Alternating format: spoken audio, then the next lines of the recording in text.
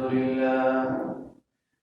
لله نحمده ونستعينه ونستغفره ونؤمن به ونتوكل عليه ونعوذ بالله من شرور أنفسنا ومن سيئات أعمالنا من يهده الله فلا مضل له ومن يضلل فلا هادي له ونشهد أن لا إله إلا الله وحده لا شريك له ونشهد أن سيدنا ومولانا محمدا عبده ورسوله أعوذ بالله من الشيطان الرجيم بسم الله الرحمن الرحيم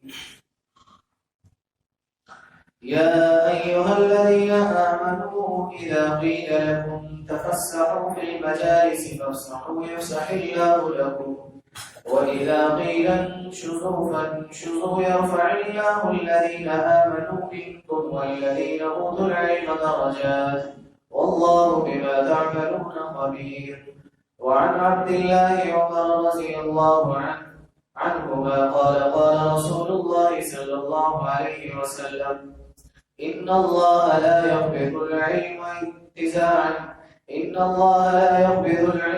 العباد انتزاعا ينتزعه من العباد ولكن يقبض العلم بقبض العلماء فإذا لم يبق العلم حتى إذا لم يبق العلم اتخذ الناس رؤوسا جهالا فسئلوا فأفتوا بغير علم فأضلوا رواه البخاري ومسلم. السلام علیکم ورحمۃ اللہ وبرکاتہ. میرے محترم دوستو، اللہ جل شانہ نے انسانیت کے لیے ابتداءً تعلیم کو پسند فرمایا ہے. اللہ جل شانہ اپنے حبیب حضرت محمد صلی اللہ علیہ وسلم پر پہلی وحی نازل فرما رہے ہیں اقرأ باسم ربک الذی خلق، کہ آپ پڑھیں اس رب کے نام سے جس نے آپ کو پیدا کیا. تعلیم پہلی بات سکھلا رہے ہیں. تو انسانیت کو اللہ جل شانہ نے تعلیم سکھلائی ہے، اور بچے کو جب بچہ ماں کے پیٹ سے پیدا ہوتا ہے تو کچھ تعلیم تو اللہ جل شانہ اس کو براہ راست کہتے ہیں، جس میں کسی کا کوئی عمل دخل نہیں ہوتا. مثلا بچہ پیدا ہوتے ہی روتا ہے، اور رونے کے بعد اس کو بھوک لگتی ہے، پھر وہ دودھ مانگتا ہے، کھانا پینا مانگتا ہے. اچھا ٹھنڈ لگے تو اپنی ٹھنڈ بتانے کے لیے روتا ہے، بیمار ہو بیماری بتانے کے لیے روتا ہے. اور ہر کسی کا دودھ نہیں لیتا، اپنی ماں کا دودھ لیتا ہے. کچھ علوم اللہ اس کو سمجھ ایسی دیتے ہیں جو براہ راست ہوتی ہے، کچھ تعلیم اللہ اس کو ایسی دیتے ہیں. یہی حال تمام مخلوق ہے. جانوروں میں بھی جب ان کا بچہ پیدا ہوتا ہے تو وہ گائے ہو، بھینس ہو، بکری ہو، وہ اپنے بچے کو چاٹتی ہے، اس کو صاف کرتی ہے خود، اور بچہ خود بخود ماں کے دودھ کی طرف بڑھتا ہے، اور ماں اس کو کچھ عرصے تک چلاتی ہے. یہی حال چھوٹی چڑیا کا ہے، اور یہی حال اسی طرح سے دیگر مخلوقات کا ہے جن کو اللہ جل شانہ ان کی پیدائش کے وقت ہی کچھ تعلیم دے. لیکن انسان کے لیے اللہ جل شانہ نے تعلیم کا ایک معیار رکھا ہے. کچھ تعلیم تو اس کو بچپنے میں بحیثیت ایک انسان بھی ہے جس سے یہ اپنی ضروریات پوری کرتا ہے، لیکن اس پر اکتفا نہیں کیا، بلکہ دنیا میں جینے کے لیے اس کو تعلیم کا عروج عطا کیا ہے، اور اس کے لیے اسباب مہیا کیے ہیں. صرف یہ نہیں کہ اتنا ہی علم کافی ہے جتنا اس کو بچپن میں دیا گیا، نہیں، اس کے علم کو بڑھانے کے لیے اللہ جل شانہ نے اسباب مہیا کیے. اور وہ علم کون سا علم ہے؟ وہ علم وہ ہے جو انبیاء لے کر آتے ہیں. وہ علم ہے جو انبیاء لے کر آتے ہیں. قرآن کریم کی آیت ہے تلک الامثال نضربها للناس وما يعقلها الا العالمون. قرآن کریم میں اللہ فرماتے ہیں ہم یہ مثالیں بیان کرتے ہیں، اس کو صرف عالم علم والے ہی سمجھ سکتے ہیں. وما يعقلها الا العالمون. امام بغوی رحمۃ اللہ علیہ اپنی تفسیر میں اپنی سند سے نقل کرتے ہیں، حضرت جابر رضی اللہ عنہ کی روایت، فرمایا اللہ کے رسول نے فرمایا لا يعقلها الا العالمون، کہ قرآن کی ذکر کردہ مثالیں علم والے ہی سمجھیں گے۔ اس سے مراد وہ شخص ہے جو اللہ جل شانہ کو پہچانتا ہو۔ پہچاننے سے مراد کہ اللہ کو جیسے اللہ کو پہچاننے کا حق ہے ویسے پہچانتا ہو، ایمان مضبوط ہو اور قرآن کریم کے اندر غور و فکر کرتا ہو۔ غور و فکر سے مراد یہ نہیں ہے کہ صرف قرآن کریم کا اردو ترجمہ سیکھ لیا یا چند الفاظ کی کچھ تشریح سیکھ لی، کچھ مسائل سیکھ لیے، یہ مراد نہیں۔ غور و فکر سے مراد کہ قرآن کریم کے نزول کا جو مقصد ہے وہ اس کو حاصل ہو، جو اطاعت اللہ کے ہاں مطلوب ہے وہ اطاعت کرتا ہو، اور جن معاصی سے بچنے کا حکم ہے ان سے بچتا ہو، دل میں خشیت ہو، اللہ کا ڈر ہو۔ کہا یہ ہے عالم۔ اس لیے علم وہ ہے جو انبیاء لے کر آئے، اور انبیاء جو علم لائے ہیں اس کے ذریعے سے اللہ کی معرفت حاصل ہوتی ہے، اسی کے ذریعے سے انسان اللہ کی فرما برداری اور اطاعت میں آتا ہے، اسی کے ذریعے سے انسان اللہ کی نافرمانی اور اللہ کی سرکشی سے بچتا ہے، اور اللہ کی پہچان اسی کے ذریعے سے حاصل ہوتی ہے۔ تو انسانیت کو علم کے اعلیٰ درجے پر فائز کرنے کے لیے اللہ نے انبیاء کا علم نازل فرمایا۔ دیگر جتنے علوم و فنون ہیں یہ فن کے درجے تک ہے، کیونکہ آپ دیکھ لیں کسی بھی فن سے، آپ چاہے یونیورسٹی پڑھتے ہیں، کالج پڑھتے ہیں، اسکول پڑھتے ہیں، پی ایچ ڈی کرتے ہیں، فیل کرتے ہیں، جو کچھ آپ کرتے ہیں اچھی بات ہے، ڈاکٹر بنتے ہیں، انجینئر بنتے ہیں، آپ جناب عالی بڑے پروفیسر بنتے ہیں، بہت اچھی بات ہے، آپ بنیے اور اچھے درجے پر بنیے، اس طرح بنیے کہ کافر بھی ہونا بن سکے، اچھی بات ہے۔ لیکن یہ فن ہے، اس کے ذریعے سے نہ آپ کو اللہ کی معرفت حاصل ہو رہی، نہ اس کے ذریعے سے آپ اللہ کی اطاعت میں آ رہے ہیں، نہ اس کے ذریعے سے آپ اللہ کی نافرمانی سے بچ رہے ہیں، نہ اس کے ذریعے سے آپ کو قرآن کا فہم حاصل ہو رہا ہے، نہ اس کے ذریعے سے آپ کے دل میں اللہ کی خشیت آ رہی ہے۔ یہ وہ علم نہیں ہے جو علم انبیاء لے کر آئے ہیں، یہ ایک فن ہے، اس کے ذریعے سے پیسہ کمایا جاتا ہے، اس کے ذریعے سے پیسہ کمایا جاتا ہے۔ انجینئر صاحب انجینئر بن جاتے ہیں تو ان کا مقصود پیسہ کمانا ہے، ان کا مقصود اطاعت الہی نہیں ہے۔ اب وہ الگ بات ہے کہ آپ اس کے ذریعے سے کچھ دین کی چیزیں اس کے ساتھ جوڑ دیں، مثال کے طور پہ جی میں فلاح و بہبود کے لیے کام کر رہا ہوں، جی میں ڈاکٹر ہوں، یا میں کسی اچھے اسپتال کو یا لوگوں کو طبی جو ہے وہ امداد فراہم کرتا ہوں، تو میں یہ دین کا ایک جز ہے، معاونت وہ اس کے ساتھ جڑی ہے، جو آپ انسانیت کو خیر پہنچا رہے ہیں، اچھی بات ہے، لیکن یہ وہ علم نہیں ہے جو علم نبیوں نے اتارا ہے۔ دین کا ایک جز انسانیت کو خیر پہنچانا، یہ اس کے ساتھ جوڑ کر اس کو یہ معنی دے دینا کہ یہ وہ علم ہے جو نبیوں کے اوپر نازل ہوا ہے، یہ بات ٹھیک نہیں۔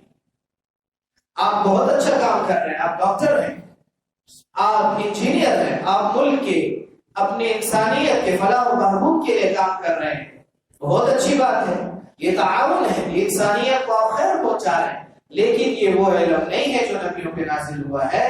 آپ دین کا ایک جز پورا کر رہے ہیں، یعنی انسانیت کو خیر پہنچا رہے ہیں۔ نبیوں پر جو علم نازل ہوا ہے وہ کلی ہے، جس کے ذریعے سے آپ پوری انسانیت کو پوری کی پوری کامیابی سکھلاتے ہیں، اور اس کی بنیاد ہی اللہ کی پہچان اور خشیت پر ہے، ابتدائی چیز اس کی یہ ہے۔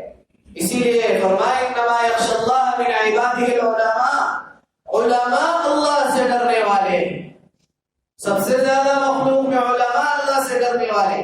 ایسے تو علماء کی اتنی اور علم کی اتنے فضائل قرآن و حدیث میں نہیں آئے۔ حضرت عبداللہ ابن عباس رضی اللہ عنہ، یہ جو میں نے آیت تلاوت فرمائی، یرفع اللہ الذین آمنوا منکم والذین اوتوا العلم درجات، کہ قیامت کے دن اللہ جل شانہ پہلے ایمان والوں کے درجات بلند کریں گے اور پھر علم والوں کے درجات بلند کریں گے۔ حضرت عبداللہ ابن عباس رضی اللہ عنہ نے اس کی تفسیر میں فرمایا کہ عام ایمان والوں سے علماء کا درجہ 700 درجات بلند ہوں گے، 700، اور ہر درجے کے درمیان 500 سال کی مسافت ہوگی۔ ایسے تو علماء کے درجے اتنے بلند نہیں ہیں، کیونکہ یہ وہ اس علم کے حصول کے حاصل کرنے والے ہیں جو انبیاء کے اوپر نازل ہوا ہے۔ اور حدیث میں آیا یوزن یوم القیامہ، قیامت کے دن تولا جائے گا مداد العلماء بدم الشہداء، شہداء کے خون اور علماء کی سیاہی کو آپس میں تولا جائے گا۔ اور دوسری حدیث میں اس کے ساتھ یہ جملہ ہے کہ علماء کی سیاہی شہداء کے خون پر وزن ہو جائے گی، وہ بڑھ جائے گا، بھاری ہو جائے گا۔ اور اللہ کے رسول صلی اللہ علیہ وسلم نے ایک حدیث میں، کبھی حدیث ہے ابو درداء رضی اللہ عنہ کی، اس میں فرمایا، ابو درداء رضی اللہ عنہ فرماتے ہیں سمعت رسول اللہ صلی اللہ علیہ وسلم، میں نے اللہ کے رسول سے سنا، اللہ کے رسول صلی اللہ علیہ وسلم فرما رہے تھے کہ من سلک طریقا، جو کسی راستے پہ چلتا ہے، یبتغی فیہ علما، کہ اس میں اس علم کو تلاش کرتا ہے جو انبیاء پر نازل ہوا ہے، سہل اللہ لہ طریقا الی الجنہ، اللہ جنت کا راستہ اس کے لیے آسان فرماتے ہیں۔ اور پھر فرمایا وَإِنَّ الْمَلَائِكَةَ، ملائکہ فرشتے اپنے پر اس شخص کے لیے بچھاتے ہیں، خوش ہو کر کہ یہ اہل علم ہے، علم کے حصول کے لیے نکلا ہے۔ اور پھر فرمایا وَإِنَّ الْعَالِمَ، اور اس عالم کے لیے یا طالب العلم کے لیے يَسْتَغْفِرُ لَهُ مَنْ فِي السَّمَاوَاتِ وَمَنْ فِي الْأَرْضِ، جو کچھ آسمان اور زمین میں مخلوقات ہیں سب اس کے لیے استغفار کرتی ہیں، حتی الحیتان فی الماء، یہاں تک کہ مچھلیاں پانی میں۔ اور پھر اللہ کے رسول نے فرمایا صلی اللہ علیہ وسلم وفضل العالم علی العابد، عالم کی فضیلت عابد پر ایسی ہے کفضل القمر علی سائر الکواکب، جیسے کہ چاند کی فضیلت تمام 14ویں رات کے چاند وہ تمام ستاروں پر کیسا چمکدار ہوتا ہے، ایک عالم کی فضیلت عابد پر یوں ہے۔ اور پھر اللہ کے رسول صلی اللہ علیہ وسلم نے دوسری حدیث حضرت ابو امامہ رضی اللہ عنہ کی فرمایا کہ ان اللہ و ملائکہ، ابو امامہ رضی اللہ عنہ فرماتے ہیں کہ رسول اللہ صلی اللہ علیہ وسلم نے فرمایا کہ اللہ اور اس کے فرشتے اور من فی السماوات و من فی الارض، جو زمین میں جو آسمان میں ہے، حتی النملۃ فی جحرها، حتی کہ چونٹی اپنے بل میں، وحتی الحوت، یہاں تک کہ اور حتی کہ مچھلی پانی میں کیا کرتے ہیں، لَيُصَلُّونَ عَلَى مُعَلَّمِ النَّاسِ الْخَيْرَ، اس شخص کے لیے دعائے رحمت کرتے ہیں، اس شخص کے لیے رحمت کی دعا کرتے ہیں جو لوگوں کو دین کی خیر کی تعلیم دیتا ہے۔ اور دوسری حدیث میں اللہ کے رسول نے فرمایا فضل العالم علی العابد، عالم کی فضیلت عابد پر ایسی ہے کفضل علی ادنى الرجل من اصحابی، جیسے میری فضیلت اللہ کے رسول فرماتے ہیں صحابہ میں سے کسی بہت، یعنی صحابہ کے درجات میں کم درجے کے صحابہ پر جیسے میری فضیلت ہے، اس طرح سے ایک عالم کی فضیلت عابد پر ہے۔ صحابہ سارے اونچے درجات کے، صحابہ کے درمیان جو درجات کا تفاضل ہے اس کی بات، صحابہ ہمارے لیے سب اونچے درجات کے۔ اور اللہ کے رسول نے فرمایا العلماء ورثۃ الانبیاء، علماء نبیوں کے وارث ہیں، اور اس بات میں کوئی دو رائے نہیں ہے کہ اللہ کے بعد سب سے بلند ترین مقام نبیوں کا ہے۔ اور اللہ کے رسول صلی اللہ علیہ وسلم حضرات صحابہ ان میں علم والوں کو بہت احترام دیتے تھے، اور یہ جو مدارس اور مساجد اور ان میں علماء اور طالب العلموں کا سلسلہ ہے، یہ کوئی معمولی نہیں ہے، یہ وہ حاملین علم ہے جو اللہ نے نبیوں پر اتارا ہے، اور اسی کے ذریعے سے اللہ علم کو لوگوں تک پہنچا ہے۔ بہت کم نصیبی اور کم بختی کی بات ہے وہ شخص جو ان علماء کو کم نظر سے دیکھے، جو ان طلباء کو کم نظر سے دیکھے۔ فرمایا علماء کی احترام کرو اور طلباء اور دین والوں کا احترام کرو، ورنہ تمہارا چہرہ قبر میں روز جو ہے وہ آٹا کی طرف سے پھیر دیا جائے۔ ڈر ہے اس شخص پر جو علماء کے متعلق دل میں بغض رکھے یا علماء کو حقارت کی نظر سے دیکھے کہ کہیں بے ایمان دنیا سے نہ چلا جائے، اس لیے کہ یہ نبیوں کے وارث ہیں، اور علماء کے متعلق اتنے فضائل ہیں کہ اگر بیان کیے جائے کتابیں بھر جائیں۔ اللہ کے رسول صلی اللہ علیہ وسلم کی حدیث سے فرمایا یشفع یوم القیامت ثلاثۃ، قیامت کے دن 3 لوگ سفارش کریں گے۔ الانبیاء، پہلے نبی کریں گے، ثم العلماء، پھر علماء کریں گے، ثم الشہداء، پھر شہداء کریں گے۔ اور فرمایا کہ کچھ لوگ ایسے ہیں جن کی جسموں کو قبر میں مٹی نہیں کھاتی، شہید ہے اور عالم ہے۔ اس لیے علماء کی دل میں محبت کا رکھنا، علماء کا احترام کرنا، یہ ہمارے ایمان کا جز ہے۔ جناب رسول اللہ صلی اللہ علیہ وسلم مدینہ منورہ ہجرت کر کے تشریف لاتے، مسجد نبوی کی بنیاد رکھتے، ایک چبوترا بناتے ہیں جس میں مدرسہ قائم کرتے ہیں جس کا نام صفہ رکھتے ہیں۔ وہاں اس کی تعداد عموماً صحابہ کرام آتے ہیں، وہاں علم سیکھتے ہیں، فقہ پڑھائی جاتی ہے، حدیث پڑھائی جاتی ہے، قرآن کی تفسیر پڑھائی جاتی ہے، صورتیں سکھلائی جاتی ہیں، مسائل و احکامات سکھلائے جاتے ہیں، عبادات و معاشرت سکھلائی جاتی ہے۔ 70 یا 60 80 کی تعداد میں طلباء وہاں پڑھتے رہتے ہیں، جو رہائشی بھی ہوتے ہیں، غیر رہائشی بھی ہوتے ہیں۔ اللہ کے رسول بنفس نفیس ان کے ناظم ہوتے ہیں، ان کے کھانے پینوں کا بندوبست خود کرتے ہیں، ان کی ضروریات کا بندوبست خود کرتے ہیں۔ پھر مدینہ کی ارد گرد رواح کے شائقین آ کر علم حاصل کرتے ہیں، یہاں تک کہ دور دراز کے علاقوں سے طلباء آ کر وہاں علم حاصل کرتے ہیں، یہاں تک کہ تاریخ میں لکھا کہ 400 کی تعداد تک وہاں اصحاب صفہ کی تعداد پہنچ جاتی ہے۔ مورخین نے لکھا 400۔ حضرت سعید بن عاص رضی اللہ عنہ، حضرت عبادہ بن ثابت رضی اللہ عنہ خطاط تھے، لکھنے لکھائی سکھاتے تھے، دیگر صحابہ لکھتے تھے۔ اللہ کے رسول صلی اللہ علیہ وسلم خود بھی وہاں درس دیتے تھے، اور صحابہ کابرین صحابہ اللہ کے رسول سے درس سیکھتے تھے، اور کئی موقعوں پر صحابہ کو باتیں سکھلاتے، گویا کہ خود ناظم تعلیمات تھے۔ اور پڑھائی کو اہمیت دی، تعلیم کو اہمیت دی، علم نبوی کو اللہ کے رسول نے اہمیت دی، اہمیت دی۔ حتیٰ کہ عہد نبوی میں تاریخ میں آتا ہے کہ اللہ کے رسول کے زمانے تک 9 مساجد مدینہ منورہ میں قائم ہو چکی تھی، جن میں سے ہر ایک میں مدرسہ موجود تھا۔ 9 مساجد، اور ایک تو پراپر جو ہے وہ درسگاہ الگ سے بنی تھی جس کا نام دارالقرآن رکھا گیا تھا۔ یہ 102 ہجری کی بات ہے، اور وہ یہ جو مکان تھا یہ محذوف ابن نوفل کا مقام تھا۔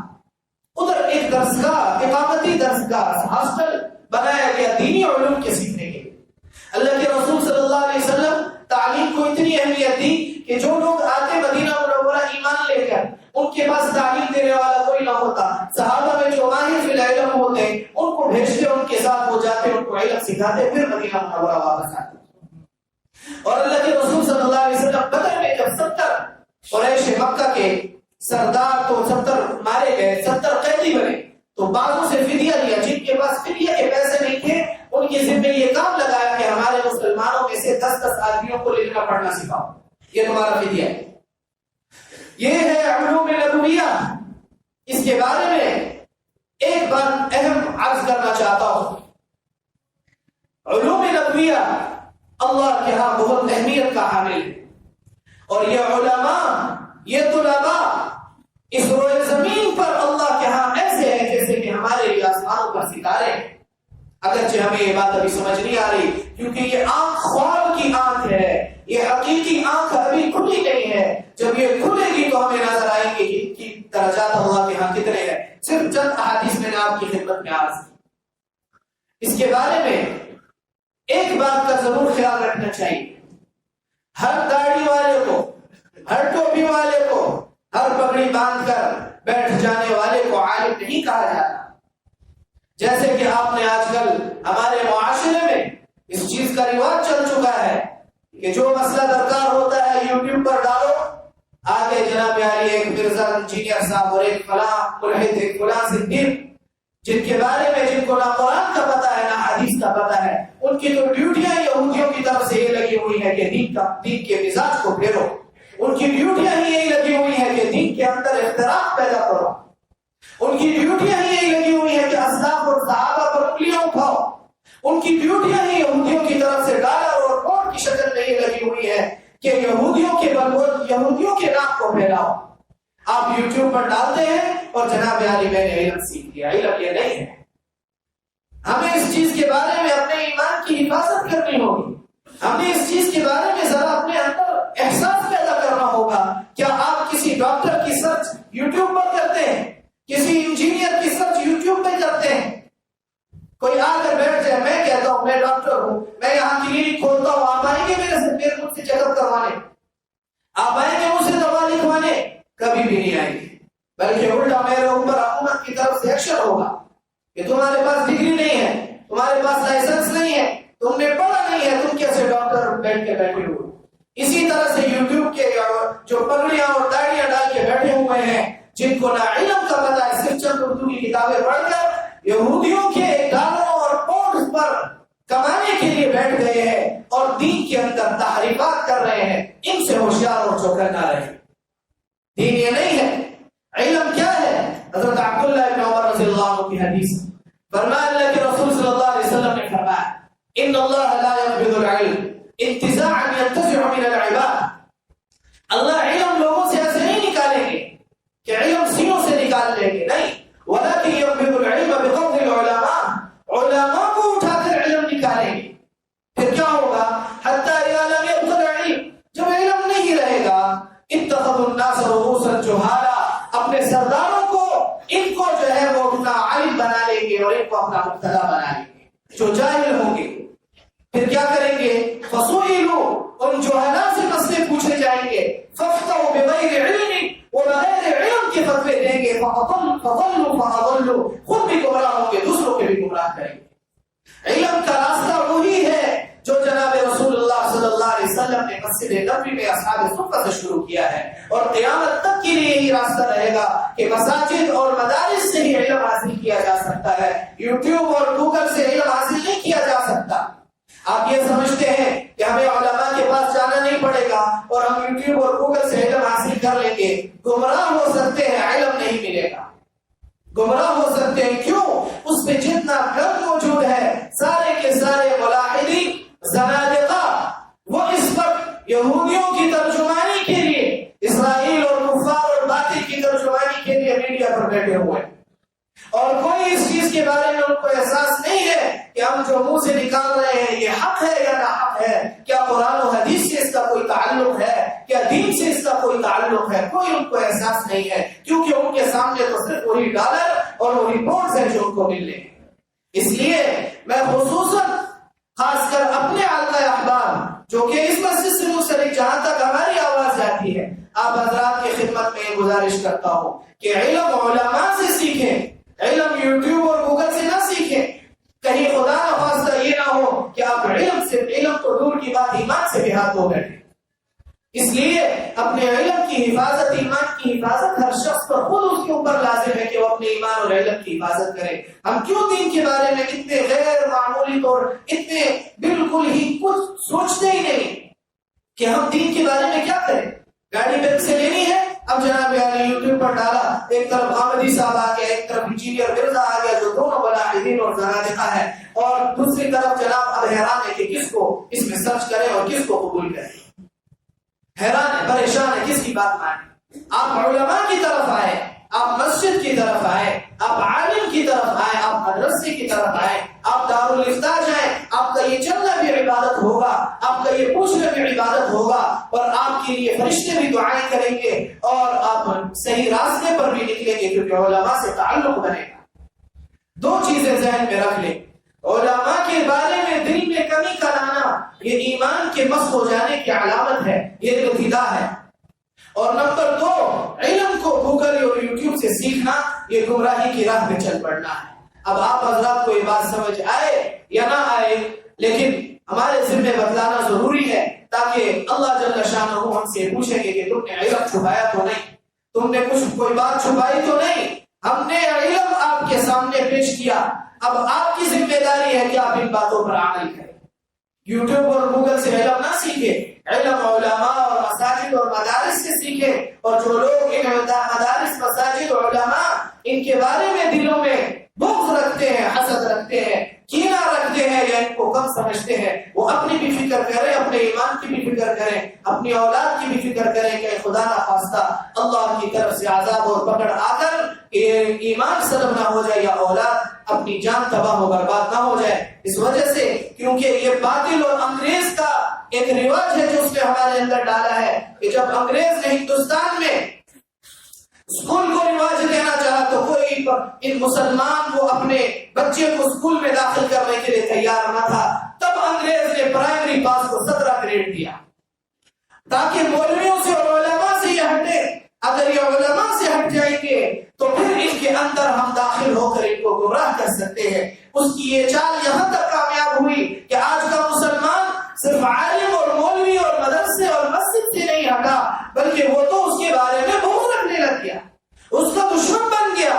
حالانکہ یہ علماء ہی سب سے زیادہ آپ کے خیر خواہ ہے, یہی مدارس آپ کے خیر خواہ ہے, یہی مساجد آپ کے خیر خواہ ہیں, یہی طالب العلم آپ کے خیر خواہ ہیں جنہوں نے 10,000 پر 20,000 پر آپ کے علم کو محفوظ رکھا ہے. ان کو کم نظر سے اس لیے نہ دیکھا جائے کہ 10,000 20,000 پر یہ آپ کی نوکری کرتے ہیں. یہ نوکری نہیں کر رہے آپ کے 10 اور 20 کے لیے, یہ تو اللہ کے دین کی حفاظت کے لیے لگے ہوئے ہیں. آپ کو غلط فہمی ہے کہ یہ 10-20,000 کے لیے نوکری کر رہے ہیں.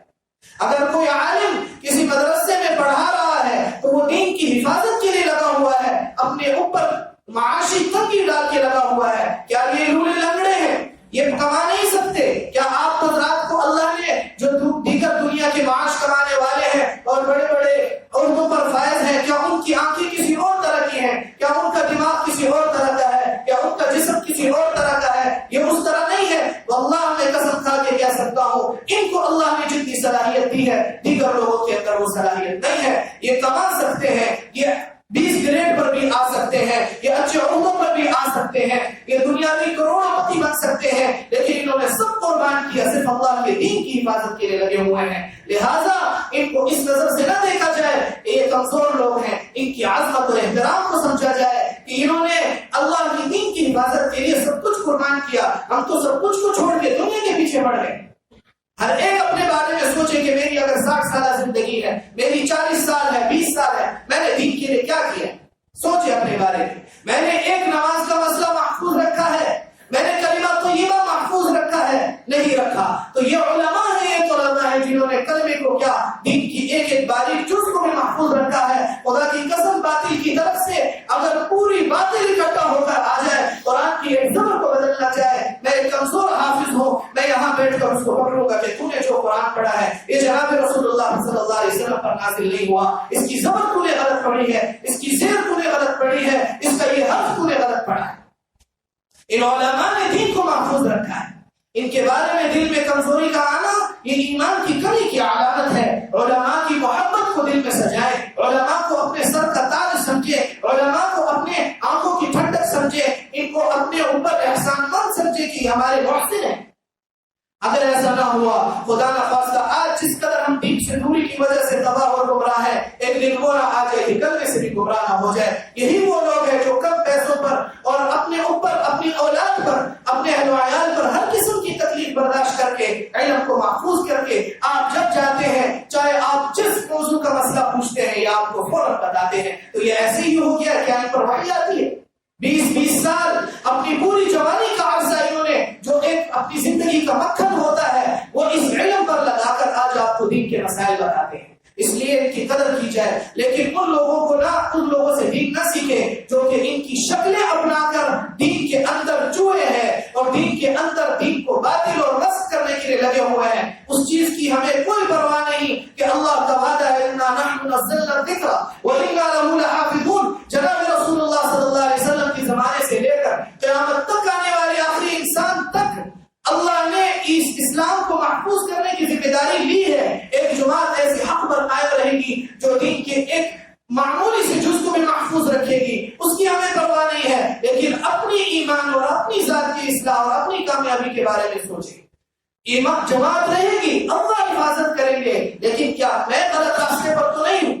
کیا میں گوگل اور یوٹیوب اور ان میں آنے والے وہ ملاحدین اور زنادقہ جن کا اسلام سے کوئی تعلق نہیں ہے, کیا میں ان کے پیچھے تو نہیں چل رہا؟ علماء سے بغض رکھ کر ان کے پیچھے تو نہیں جا رہا. وہ لوگ تو صرف آپ کے دل میں علماء کا بغض ڈالیں گے, ان کی اہمیت کو کم کریں گے, حالانکہ سب سے بڑھ کر یہی چیز ہے. اللہ پاک ہمیں حق باندھنے کی, حق سننے کی, حق سمجھنے کی توفیق دے, علماء کی محبت عطا فرمائے. وآخر دعوانا الحمدللہ رب العالمین.